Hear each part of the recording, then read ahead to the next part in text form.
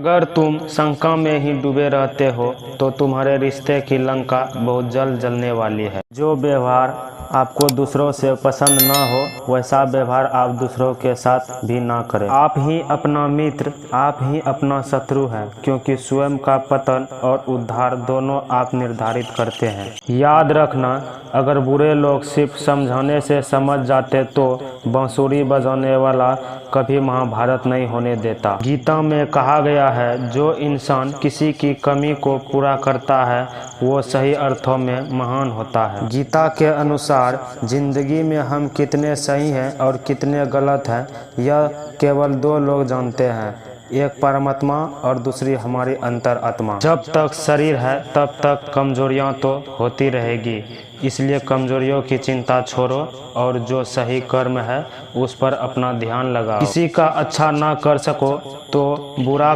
भी मत करना, क्योंकि दुनिया कमजोर है लेकिन दुनिया बनाने वाला नहीं। सच्चा धर्म यह है कि जिन बातों को इंसान अपने लिए अच्छा नहीं समझता उन्हें दूसरों के लिए भी प्रयोग ना करे। मन अशांत है और उसे नियंत्रित करना कठिन है, लेकिन अभ्यास से इसे वश में किया जा सकता है। गीता में लिखा है, जब इंसान की ज़रूरत बदल जाती है तब इंसान के बात करने का तरीका भी बदल जाता है। चुप रहने से बड़ा कोई जवाब नहीं और माफ़ कर देने से बड़ी कोई सज़ा नहीं। जो मन को नियंत्रित नहीं करते उनके लिए वह शत्रु के समान कार्य करता है। गीता में कहा गया है, कोई भी अपने कर्म से भाग नहीं सकता, कर्म का फल तो भुगतना ही पड़ता है।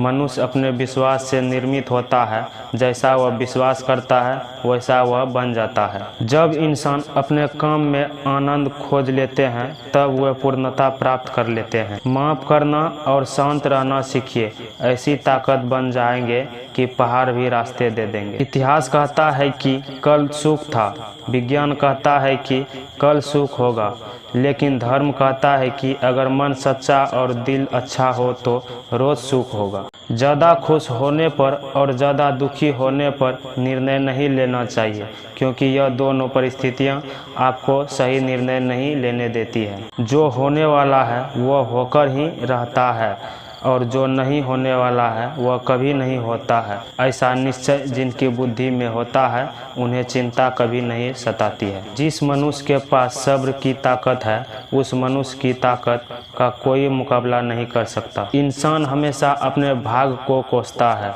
यह जानते हुए भी कि भाग्य से भी ऊंचा उसका कर्म है जिसके स्वयं के हाथ में है। न तो यह शरीर तुम्हारा है और न ही तुम इस शरीर के मालिक हो। यह शरीर 5 तत्वों से बना है, आग, जल, वायु, पृथ्वी और आकाश। एक दिन यह शरीर इन्हीं 5 तत्वों में विलीन हो जाएगा। सत्य कभी दावा नहीं करता कि मैं सत्य हूँ, लेकिन झूठ हमेशा दावा करता है कि मैं ही सत्य हूँ। सही कर्म वह नहीं है जिनके परिणाम हमेशा सही हो, अपितु सही कर्म वह है जिसका उद्देश्य कभी गलत ना हो। जन्म लेने वाले के लिए मृत्यु उतनी ही निश्चित है जितना कि मृत्यु होने वाले के लिए जन्म लेना। इसलिए जो आप अपरिहार्य है उस पर शौक मत करो। धरती पर जिस प्रकार मौसम में बदलाव आता है ठीक उसी प्रकार जीवन में भी सुख आता जाता रहता है। केवल व्यक्ति का मन ही किसी का मित्र और शत्रु होता है। पर्यावरण ही संस्कार का नियम है।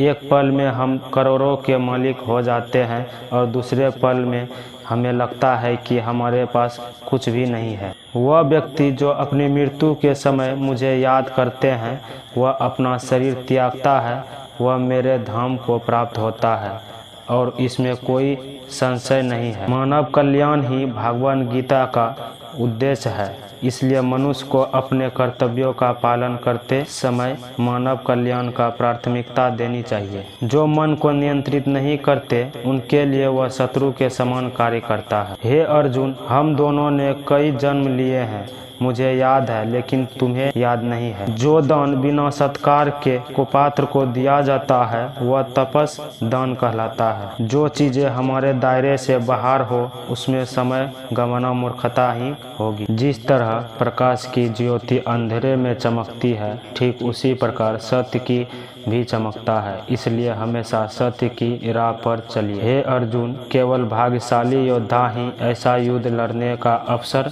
पाते हैं जो स्वर्ग के द्वारा के समान है। अच्छे कर्म करने के बावजूद भी लोग केवल आपकी बुराइयां ही याद रखेंगे, इसलिए लोग क्या कहते हैं इस पर ध्यान मत दो, तुम अपना कर्म करते रहो।